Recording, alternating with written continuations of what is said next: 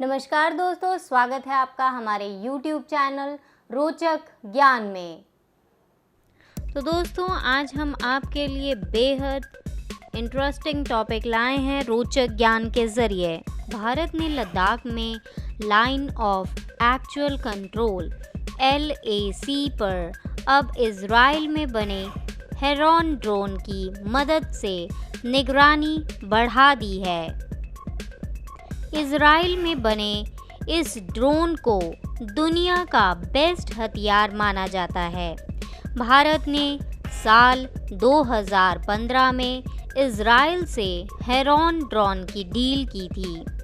हालांकि उस समय यह डील इंडियन एयरफोर्स के लिए की गई थी। जानिए उस इजरायली हेरॉन ड्रोन के बारे में जो LAC पे रखेगा नज़र। इस समय पूरी दुनिया में सैन्य क्षमता, मिलिट्री कैपेबिलिटी का विकास, तकनीकी क्षमता हो। अमेरिका, चीन सहित दुनिया के कई बड़े देश अपनी सेना में रोबोट की तैयारी कर रहे हैं। इस कड़ी में वे सारे उपकरण शामिल हैं जिनके उपयोग के लिए इंसान की ज़रूरत ना हो। इनमें प्रमुखता से शामिल हैं ड्रोन, जिन्हें अनमैन्ड एरियल व्हीकल UAV भी कहा जाता है। ऐसा ही एक ड्रोन इजराइल का हेरॉन है। इन दिनों खास तौर पर चर्चा में है। तो आइए जानते हैं कैसा है ये ड्रोन, क्या है इसकी खासियत।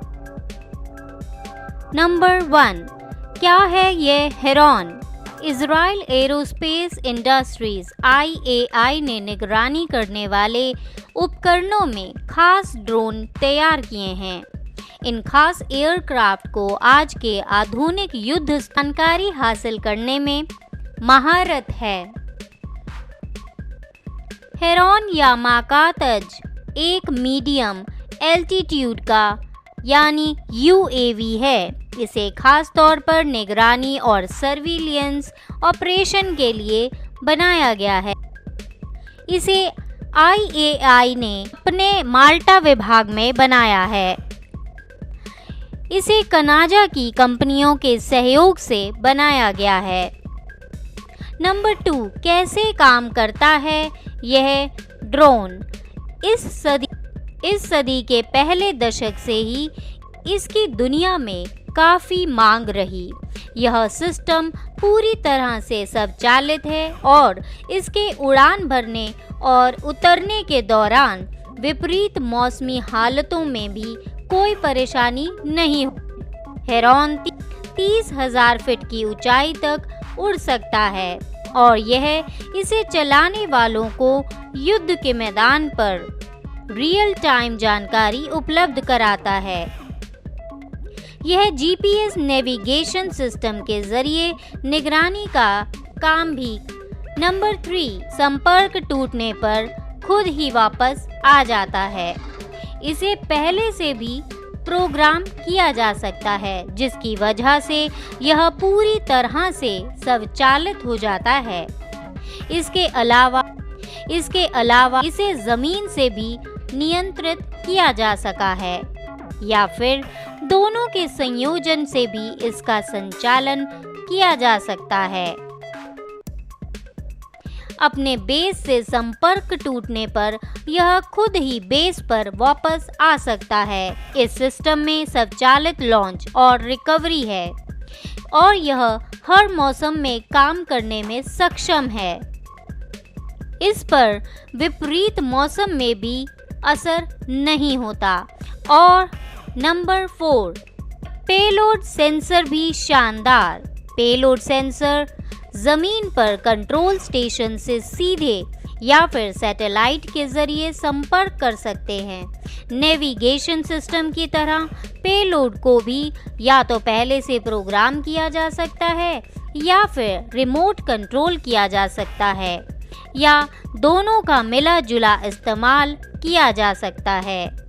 हेरॉन और इसके कई प्रकार के UAV का प्रयोग तुर्की, सिंगापुर, कनाडा, ऑस्ट्रेलिया, फ्रांस और भारत जैसे देश कर चुके हैं और कर रहे हैं।